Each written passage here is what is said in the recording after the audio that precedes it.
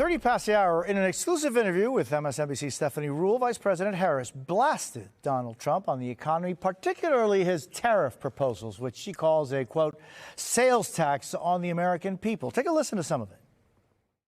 Independent economists have already measured this by the sales tax of doing a 20% tariffs on all imports that he has described would be a 20% sales tax, in essence, on basic necessities for the average American worker, average American family, totaling almost $4,000 a year. That is no small matter. Here in Pittsburgh, when I'm talking to a group of folks who work here, who live here, and when they hear it might be $4,000 more a year for them, look, people can't afford that. I want to bring in former Florida Republican Congressman Carlos Curbelo and Victoria de Francesco Soto, the Dean of the Clinton School of Public Service, both MSNBC analysts. So, Carlos, the new NBC News poll shows Trump with a significant lead on the economy. Do you think that the vice president was able to successfully counter some of that last night?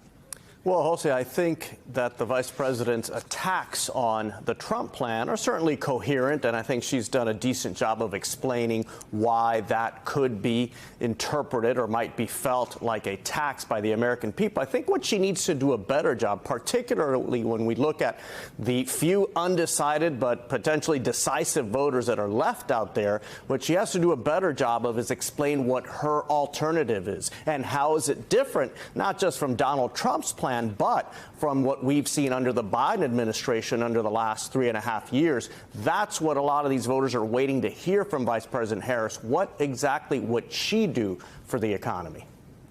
I mean, and Victoria Harris has released an 82-page policy blueprint outlining her goals. Does she have more to do, or is this not enough to show what the vice president feels are the key issues going forward to make this economy even stronger? So I agree with what Carlos said, but it's a yes and. So yes, she has to differentiate herself from Donald Trump, from Joe Biden. But the other thing she needs to do, and she's starting to do this, and she just needs to do this on turbo blast until the election, is to connect on the lived experience. Because for better or worse, we act, we vote based on our heads and our hearts. So people can go to that blueprint, 82-page blueprint, and look through it, and they get the headpiece. But in order to feel that someone gets, that someone understands what it's like to work a job that's difficult and you come out smelling like grease and you still can't make ends meet, and that somebody understands what it's like to be middle class or lower class, that is, I think, what she needs to figure out, while still, making those talking points of how my plan is important and different, tying that in with the emotional message. Yeah, and I mean, Victoria, meanwhile, Harris is the vice president set to address immigration this week. She's heading to Battleground, Arizona tomorrow. She's going to have a campaign event at the border. This is going to be her first visit to the border since a trip to El Paso in 2021. What are the dangers, but the opportunities as well for her visit there? So here she needs to frame herself as someone who is tough on the enforcement piece, but wants solutions in terms of the humanitarian crisis. So it's a little bit like walking a tightrope, right? But I think there has been so much framing, especially by the Trump campaign, that she was the border czar and she cultivated this mess and this humanitarian crisis and this border crisis.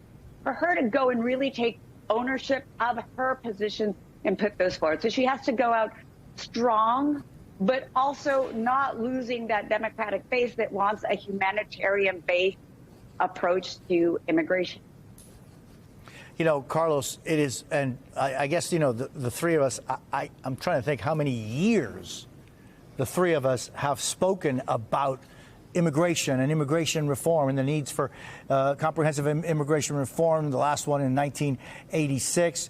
Victoria and I, you've been on one side. Carlos, until recently, was on another side. We were asking the questions of him. But Carlos, it's so difficult to blast through perceptions and platitudes about immigration and humanitarian crisis at the border. How does the vice president do that after having been, for 3.5 years, in the Biden-Harris administration? Well, that's right, Jose. Immigration's another issue where the vice president has to find that third way, right? She can't be where the Biden administration has been because we know that position is unpopular.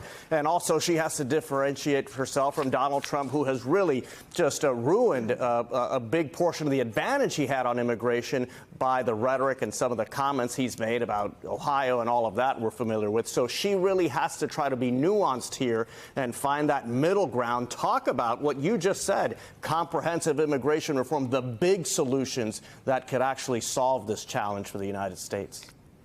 Victoria, is this something that you think we're just going to be talking about forever and nothing ever really, focusing on what could make a difference in the lives of men, women, and children? I do see it being a lot more difficult for that big comprehensive solution, right? So I was very hopeful for a long time. I'm not giving up complete hope. But what I think is going to have to happen is a piecemeal approach. So looking at revisiting our refugee and asylum policies, looking at our border enforcement, then looking at the Dreamers. So before we wanted to package it all together, and given how divided we are and the hyperpolarization that has taken hold of us in the last 12 years, I don't think we have the capacity to have a big comprehensive reform. I think we're going to have to move the ball forward inch by inch. Yeah, and just thinking of those hundreds of thousands, if not millions, of Dreamers, people who are here, were brought here as children.